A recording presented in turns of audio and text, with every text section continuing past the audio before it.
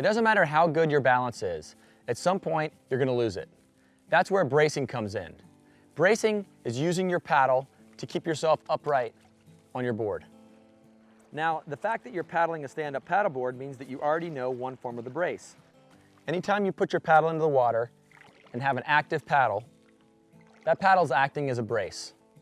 Having said that, it should make sense that if you're in a situation where you're feeling unbalanced, like rougher water than you're used to dealing with, the best thing you can do is lower your center of gravity and keep paddling so that you have an active blade in the water. If you feel really unbalanced, you can always drop down to your knees and then keep an active paddle in the water, and that's going to keep you a lot more stable. But bracing goes beyond the basic support that paddling provides. There are a few more involved bracing techniques that you can use to regain your balance.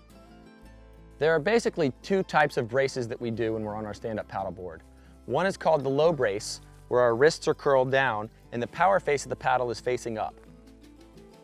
The other type of brace is called a high brace, and the only difference is I curl my wrists up, and now I would use the power face of the paddle on the water and the non-power face is facing up.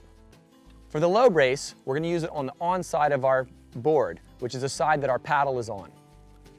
What I do here is I bend my knees slightly more, and as I start to fall, I push on the surface of the water and bring my weight back under the board or the board under me.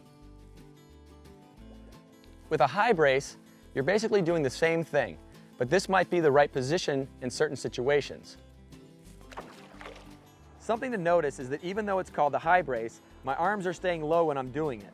The only real difference is the position of my wrists. Another type of brace we use is called the riding draw. We use this when we're falling to our off side, or the side of our board that our paddle is not on. A riding draw is basically the same technique that you use for the standard draw. But of course in this situation, we're falling to the side and we're grabbing the water to pull ourselves back upright. The thing about bracing is, if you have to think about it before you do it, then it's probably too late.